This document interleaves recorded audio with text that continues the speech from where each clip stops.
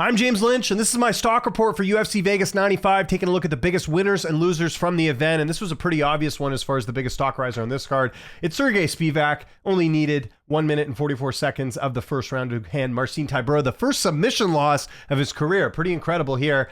Yeah, big win for him there. I know he was the favorite going in, but if you're a minus 150 favorite and you go out there and get a first round finish, that is a very, very big win. Big implications for the heavyweight division. I think Spivak and a Jalin Almeida fight could make sense next. They haven't fought. Almeida doesn't have an opponent right now. They're kind of similarly ranked. I think that could be the fight to make, but Spivak for sure, biggest stock riser on this card. And look, this was not a great card on paper. Didn't even end up being that great of a card, and we didn't have a lot of fights to pick from, but this was a fairly obvious one. Spivak getting the number one spot on my stock riser list. Okay, next fighter on the stock riser list, and again, this is where things get a little bit different because, again, not a strong card. For me, it was Youssef Zalal. Now, again, Zalal was heavily favored going into this fight. I think he was like minus 450 around there. But again, it's just the way he finished this fight. A first round submission victory. Submission seemed to be his thing. He's been on a roll since being back in the UFC. One of those guys that I don't think should have been cut the first time around. 27 years old, not even in the prime of his career yet. And he goes out there and gets another finish that's back-to-back rear naked choke finishes. And this is a guy that has not lost in quite some time. His last loss was a split against Sean Woodson. This is a guy who's been in there with Ilya Topuria.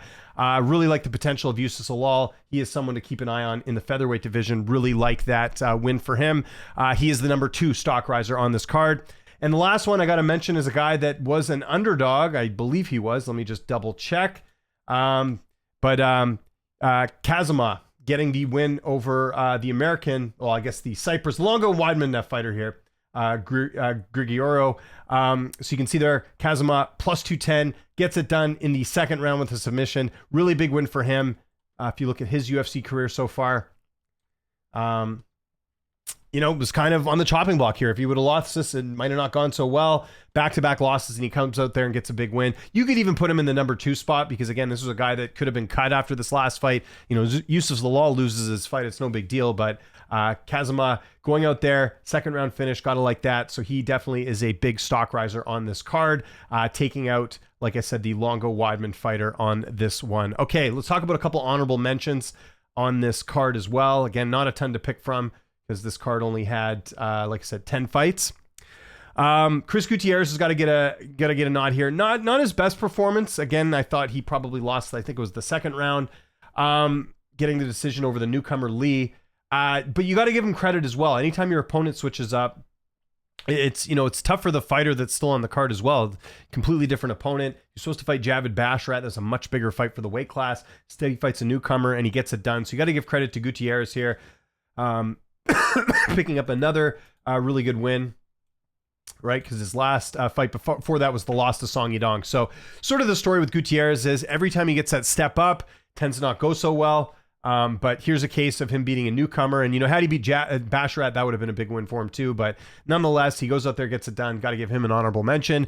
Got to give Yana Santos an honorable mention as well. I know Chelsea Chandler, maybe not the best opponent, but she was also had her back against the wall. 3 straight losses, goes out there and gets a pretty comfortable victory there. And she made weight, unlike her opponent. So Yana Santos has to get some honorable mention as well. We got to talk about Jonathan Denitz. Sorry, I'm butchering the names here tonight, guys. My bad. But the Brazilian upsetting Carl Williams. Got to give him some credit here. Going into this fight, he was what was he? Plus 165. So goes out there, gets a pretty solid victory there. Decision victory. Got to give him a shout out as well. And then Carol Rosa as well, taking out Pani Kionza. Got to give her a shout out too. So those are just some honorable mentions. Okay, let's get to the biggest stock droppers on this card. And this is where things get a little bit trickier. Just because, again, we only have 10 fights and not a really strong card. To me, it's got to be Carl Williams. Now, you could have gone with Grigoriou as well because he was a bigger favorite going into this fight. But I think for Carl Williams, you look at the record there, 34 years old, and coming into this fight off a pretty nice win streak, right? Hadn't lost since 2021. So the fact that he lost as a favorite, that's got to put his stock down. A guy who's 34. And again, 34 is pretty young for the heavyweight division. But yeah, just disappointing fight from Carl, not able to get it done. Again, the Brazilian taking him out. So that's one for me that definitely has to get looked at. Again, let's look at the media scorecards for this one too. I am curious. I haven't had a chance to look. I'm just looking at the fact that he did end up losing the fight. Oh, they don't looks like they took the night off here. MMA decisions on this one. But yeah, I'll be curious to see if they have media scorecards for this fight because it was close. But again, Williams losing, it definitely puts him as the biggest stock dropper. Now, Marcin Tybura is my second stock dropper on this card. You could put him first. I don't like putting the winner and the loser as the one and the biggest stock riser, biggest stock dropper. The odds were close on this one going in, like I mentioned. Spivak about a -150 favorite. It's just the optics of this, right? Like Tybura, 38 years old now. How much longer he's going to keep fighting? He had a decent, couple fights, right? Romanov got the win there. Ivanov and Tuivasa. Loses to Aspinall, you can understand that. Aspinall's, arguably the best heavyweight in the world right now. But then he loses to Spivak in this manner and gets submitted in the first round. It's not a good look here. So Tybura, don't have an issue if you want to put Tybura as your biggest stock dropper. I just typically don't like putting the winner and the loser as the stock topper and loser there. So again, Williams will be my number one pick, but I don't have any issues if you want to put Tybura as the biggest stock dropper. And then another one we got to talk about, and look, she was not favored to win this fight, but Chelsea Chandler misses weight and loses. Not a good look for her. 6-3 overall. She's 33, and bantamweight's a division that the UFC doesn't care that much about. It doesn't seem they're not trying to build it up a lot. This was a tough loss for her, losing 2 of her last 3 fights. So yeah, Chandler's got to get a mention there as well. You could also say the same thing about some other fighters on this card that missed weight as well, but Chandler missing weight and losing, and she missed weight badly too. It wasn't close. What was it, 141 I think she weighed in at? Let me find the weights. 1 second.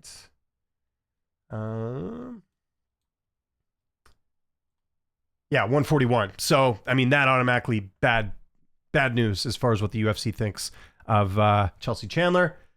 And then some honorable mentions. I don't usually do this, but I can't really not ignore this. I don't think Danny Barlow fought very well tonight. He won the fight, fought a newcomer. Again, I'm a little bit sympathetic towards fighters that are taking on newcomers because, again, the newcomer really has nothing to lose. Like, they're coming in, they're getting that first UFC fight.